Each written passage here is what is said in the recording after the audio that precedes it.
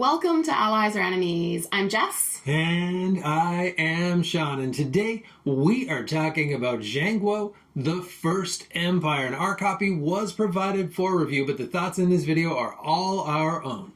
Zhanguo, the First Empire is designed by Canetta and Stefania Niccolini, and it is a new edition of Zhanguo, which came out in 2014, but we haven't played that one.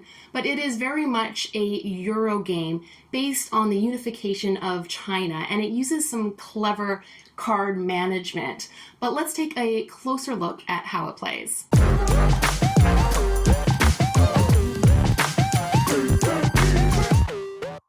At the start of each round, players take 6 cards, 2 from each deck. Then you take turns playing cards one at a time, choosing either to tuck a card into your tableau, gaining unification tokens, which can be spent for end-of-round bonuses, and getting access to card abilities you can combo with court actions, or you can play a card to the court to take one of 6 actions, including allowing you to gain an officer to one of your locations, sailing your ship, which may gain soldiers or let you play alchemist cards, installing a governor in a region, hiring 2 workers to a region with a general, spending workers to build a wall, or spending workers to build a palace in a region that has an architect. Regardless of which action you choose, you can then either move an officer to an adjacent region, or if the card you played matches the side of the court board the action is on, meaning it's either lower or higher than the current card in the court, you gain the benefits of all cards in your tableau that match that action. During all of this, you're also racing to finish goals in the mausoleum with your terracotta soldiers. And after 5 rounds of tucking and playing cards, you add the points you gained in the game to points for regional governor majorities, alchemist cards depending on how far your ship sailed, rows and columns in the mausoleum, all of the various wall goals, and points for leftover soldiers. And then the Emperor's new favorite is named. I really like the card management of having to choose whether you want the card to add to your engine or to play out as your action, and then your actions being limited by what card is already there, because you can have a plan, but then that plan could totally be ruined. And they've got a rule where you always have to see the other person's back of their cards too to encourage that interaction. So I see that you've got 2 green, I think those are the highest, and then I can play a white, and that's really clever, I think. And I think as you play it more and more, you're going to be smarter and smarter, or we're going to be smarter and smarter with those cards. Yeah, and it can be really tough to decide which ones you want to build up as well, because whichever ones you add, it means you no longer have those available to play, which will again limit your action. So maybe your green high ones might have a really good part of your engine you want to build, because you're like, I know I'm going to be doing this action, I definitely want to add it here. But if I play those out, I may not be able to do any of the actions that are part of like that higher half. Yeah, I definitely had that happen last time. And the other part of that, too, is when you play a card out, it raises the turmoil or whatever the lightning bolt is meant to represent. But if that is ever at 3, it means that you don't get those bonuses from those cards. And that happens to me a lot where I don't think about that. So you've also got to manage that lightning bolt, that turmoil, I think it's turmoil, back and forth, so that you've always got a little wiggle room there so that you can add workers and so that you can use those bonuses. So all of that, how all of that stuff interacts is really cool. And also, I think another interesting thing is when you add a card to your engine, you get a token based on what card you've added and what level it is. And then at the end of each round, there's a majority bonus that can be quite strong for each of those, but it means you have to spend all of them. So sometimes we've really been competing for those bonuses, and it means if you want to use it, you have to get rid of like your 6 tokens that you've collected. Yeah, and you also want those, that's a bit of an interesting choice too, because you can spend those tokens to win those majority bonuses for the round end, or you can save those tokens, and those are going to get you more of those dudes who score in the mausoleum, and that's really important, because that's a huge chunk of your points, getting those guys in, both for the points they score and for the end of game, like having the rows and columns as well. So it just is a lot of interesting decisions. And I think a big part of that as well, it kind of ties into the replayability because all of those different scoring things, all of them are variable. Like every part of this game is variable. The game is going to play pretty similarly all the time, and it's just what bonus do I get or what goal is it, but it still is pretty interesting. And you just have tons of these, sometimes two-sided, sometimes one-sided tokens that you're mixing up and putting out into all of those different sections. Yeah, and I think it does make a difference as well, because where you might choose to put your governor to influence where your person in the mausoleum can go might also be dependent on what bonus your governor can get. And so where each of those things are located might make a small difference. And I think there are a lot of different paths to victory. And so that leads to the big replayability, because like sometimes you might do really well if you built such a strong engine for a type of action that you're really working towards.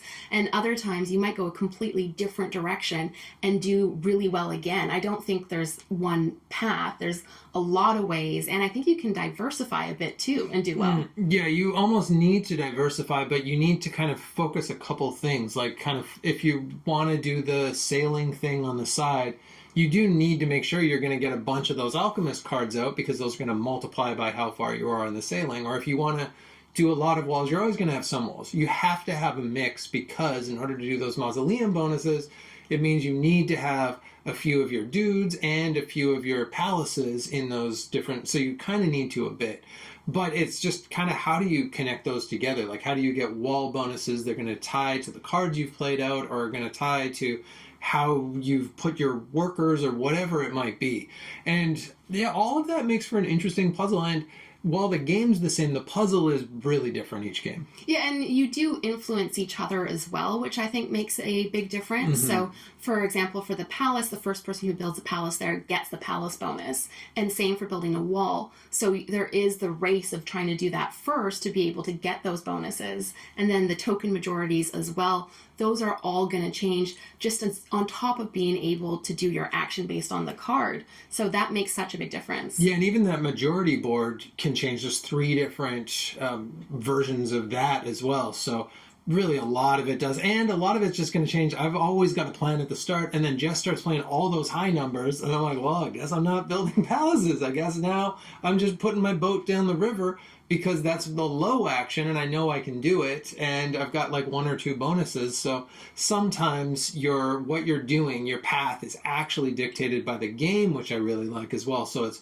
really a mix of that like strategy of reacting and planning. Yeah, and I think that's going to change a little bit based on player count as well. And so we've played primarily at 2 players, and I really like the 2-player version. There is a map that's specifically for solo or 2 players. That's one side. Then the other side plays 3 to 4 players.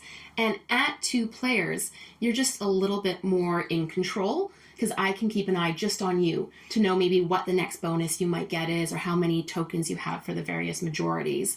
And also what card is out there, because there's a chance I might just be able to play off of my own card if you decide to add your card to the engine. Whereas at 3 or 4 players, there's going to just be a lot more uncertainty. You won't necessarily know what card's going to be there. You won't know what everyone is going to be doing. There's a lot more people to keep an eye on things. There are a few more bonus tokens that get put out at the higher player counts. And for the governor as well, at higher players, you get more points for majority. Yeah. So you'll probably be more likely to put governors only in like 1 or 2 spots, so you're not like splitting your governors and not getting majority anywhere. Yeah, that is going to be a big part of it. I've also played the solo game, and it's a really clever solo game. So it's a card-based solo game. You're flipping over a card, and then that's going to dictate what its actions are. And it works really well. It mostly plays the game the same as you. It doesn't use workers, and it doesn't use the officials, I think they're called, on their player board. But otherwise, it plays it primarily the same way as you. But there are 4 levels to that as well. So I played it on the easy level, and I did win. I felt like I was very good at the game that game. But I can definitely see how, as you move up those levels, that it would get harder and harder and harder because they score bigger for things. They also have different scoring mechanics depending. Well, different scoring ranges, I guess, depending on which one you have. But they score a little bit different, and they just work a little bit different at the different levels. But I think it works really, really well as a solo game. And I don't want to speak too much of the differences to the original one because we haven't played it, but this one does add the solo, which wasn't in the original one. And a few things that I know that it's added, if you have played the original, is the whole boat, like alchemist track is new as well. And the officials have specific actions they can do, which is different than the original, which was like playing vertically, top or bottom. And like I say, we haven't played it, but I know those are some key differences. I haven't even almost looked at it, so all of that is news to me. The only thing I know is that this is the first one with a solo, so I can assure you that the solo mode is better in this version. And I've looked at the art a little bit, and I really do like the art here. But let's talk about that, about the components for this game, because it is, that's kind of one of the things that's promising, right? This is the souped up, newer version, and I think it looks nice. It still looks Euro. It's very Euro, but that does not put me off of games. Sometimes I like a little bit of beige, and this has got a bit of beige, but it's got a bit of character too. Yeah, and I think they chose like bright colors for the different player colors that you can be as well, and those are screen printed. And I really like the player board because it uses the trick of being a single layer but acting like a double layer with having the holes of where things need to be. Yeah, I'm a big fan of that, using the table as the second. I know some people don't like that, but I really like that. Yeah, and I think there isn't anything that stands out to me in terms of the art, but I think it was all like really clear, and I liked it. There wasn't anything that I was like, oh, I don't like this art. I think the one thing is on your little dudes who go onto the mausoleum, they've got a bunch of different faces, and some of those faces look real goofy. There are some real derpy smiles in there. There's a mix of faces, and I don't know, I actually kind of find that endearing, but it looks a little weird compared to the rest of it. And I think the graphic design is nice and clear. And for example, for the player boards, for each of the different actions that you can do, it's on your player board. So it makes it really easy. I think if we were to pick this up in like 3 months' time and not play it between then, we'd be able to play it again quite easily. Yeah, this is a really smooth game. Like, the rules do not get in its way in any way at all. There is a little bit, when I looked at that main board, I had to kind of figure out, like, okay, what exactly is this telling me? And then when I figured out kind of the language of it, I'm like, oh, yeah, great. And now I will remember all of that stuff forever. But I think they do a really good job on the icons for sure. But just in general, kind of the rules, like the what's under the hood with the rules, I think this is so smooth. And absolutely, this is a game we could not play for a year. And I'm confident I could teach this game to somebody like a year from now, not playing it again, and be able to teach them and be pretty confident on how you play this game. Yeah, it's one of those where the rules are fairly light, but the depth of strategy and decision making is quite heavy. And that's a category that we really like. Yeah, it feels like a Simone Luciani game that Simone Luciani didn't make. And maybe this is a game that has inspired a lot of those too, because I think this was, for us, we hadn't heard of this game. So this, for us, was a bit of a classic that we didn't even know about. And when we played it, we're like, how haven't we heard about this? This feels like a smidge old school, but like in a good way. And then when we saw that it was a remake, we didn't even know. We're like, oh, that makes a lot of sense to us now. But I could see how this would have inspired a lot of other designers. And I can definitely, now that we've played this, see those fingerprints in a lot of games that we like. And I think that brings us to who this game might be for. And I think it is for people who like the classic Euro games and are looking for something that does its own thing. Because it feels like a classic Europe, but it uses the actions that I hadn't seen before, like that card play. Yeah, and I've heard that is in, we haven't played Lisboa, but I've heard that is, you can see that a bit in Lisboa, but this makes me think of stuff like Tilatum, like Marco Polo, like a lot of just really terrific Euro-y games that we love. Like Carnegie would be another one too. All of those a little beige, both in play and in look, and I think this really fits into that category, and I mean that in the most positive possible way.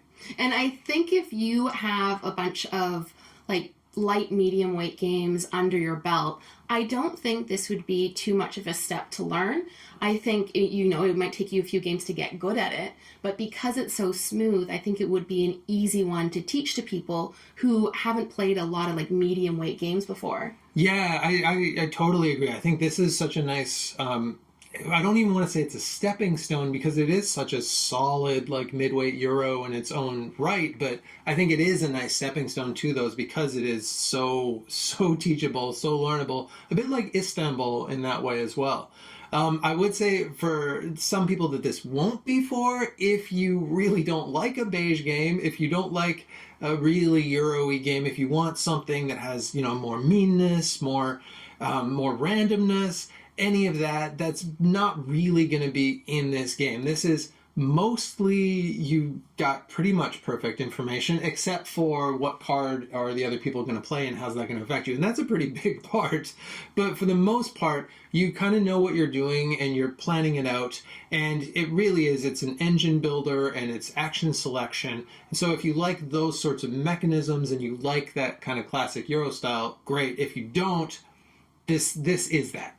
And I will add to that, too, that if you really want no interaction, like, whatsoever, this does have a little bit, because there is a bit of area control and area majority that goes into it as well. So if you really, really want to be doing just your own thing, right, there is still going to be interaction in this. You can always play the solo mode, but even in the solo mode, actually, they're going to mess with you a bit. But it's not meanness. It's more of a race. It's more of a race to things, and you can see the other person's racing. They're not going to surprise you and out of nowhere do this thing. You can always kind of understand that, okay, this is always on the board and we're always racing for these things. So I don't think many people are going to play this and get frustrated by that interaction. And I don't mean to gush too much, but we really do like this game. And another key part that I like about it is we play it in about an hour, and it is just the right amount of time. You get enough time to build your engine, but you still feel like you wish you had just a little bit more to do everything that you want to do. I think it just nails it perfectly. Yeah, it's about 30 minutes a player, and I think that's going to be the same no matter what. But I will say you don't do a lot on other people's turns. So at 4 players, you may have just a tiny bit of waiting where you're not that active, but that's just about the only possible negative I have. And we haven't even played it at 4 players, so I don't even know that that's a negative. But yeah, this is one we really like. And that is it. That is Zhanguo. And we didn't have a lot of bad things to say about this because honestly, this is just one that really kind of hit the sweet spot for us. Thank you so much for watching. Please let us know in the comments if you've played Zhanguo, either the original or this new version. Please like, subscribe, feel free to check out our Patreon, and hopefully we'll see you next time for another game.